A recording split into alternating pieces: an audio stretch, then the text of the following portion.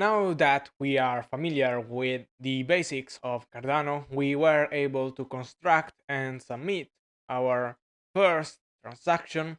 We did have a look at what is inside the transaction output and by consequence what is inside an unspent transaction output or UTXO.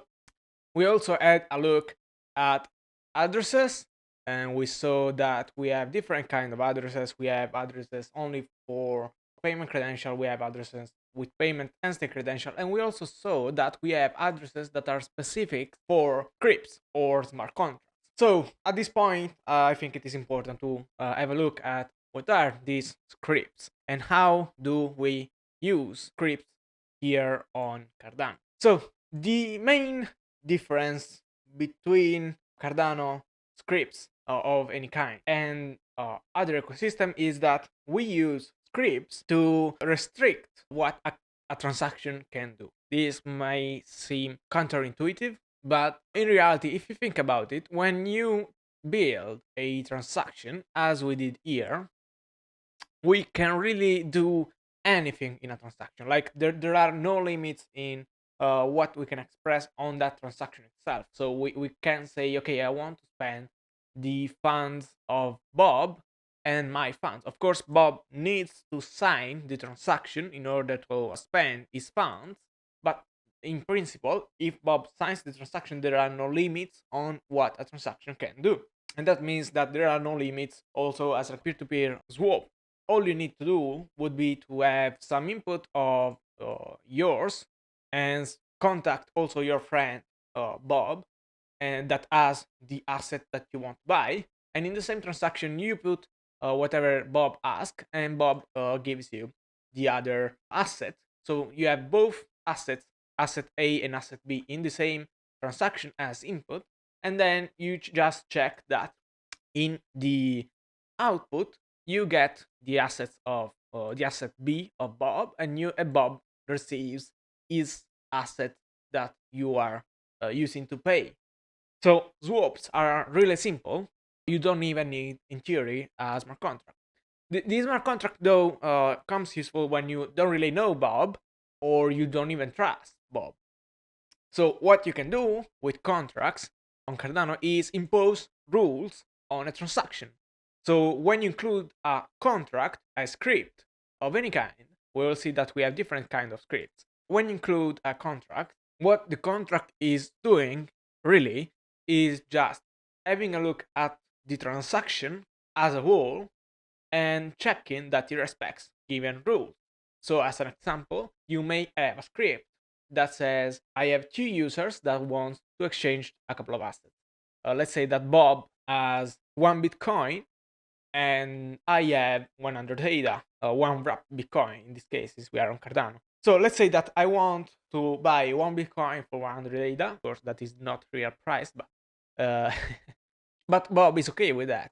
So what the script will do is look at the input of Bob and say, okay, Bob is actually spending one Bitcoin, and look at my input and say, okay, he's also spending 100 ADA, and then look at the outputs of the transaction and check that Bob is getting the 100 ADA that I use as input, and I am getting the Bitcoin that Bob sent me.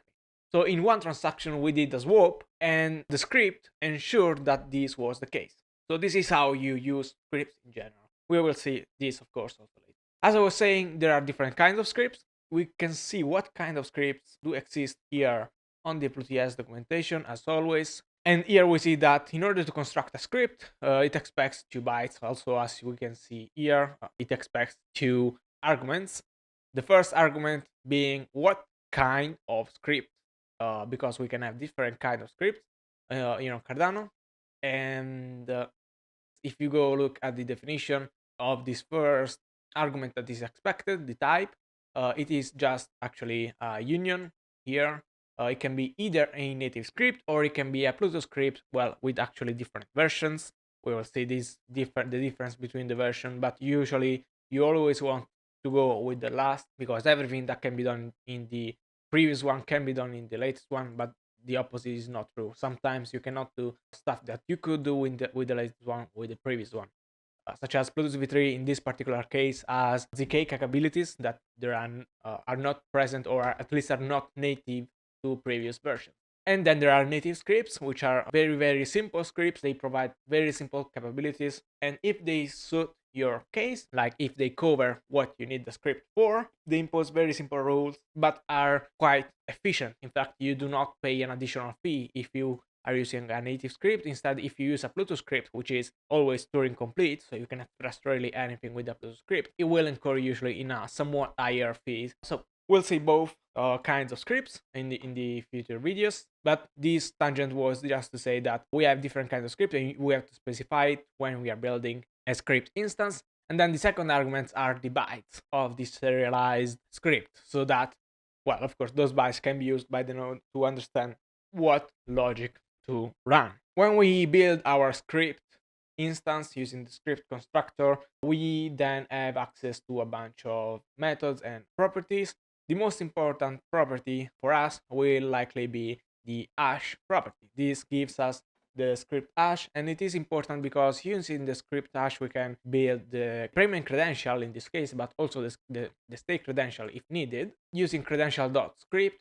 Credential, of course, imported from plu-ts. So using credential.script, we pass here the script.hash. We did see this in one of the previous videos when we were building addresses, and we did use credential.script. The only difference is that we use a fake hash because, of course, this is not the hash of a script. It is the hash of our payment credential, so of a human.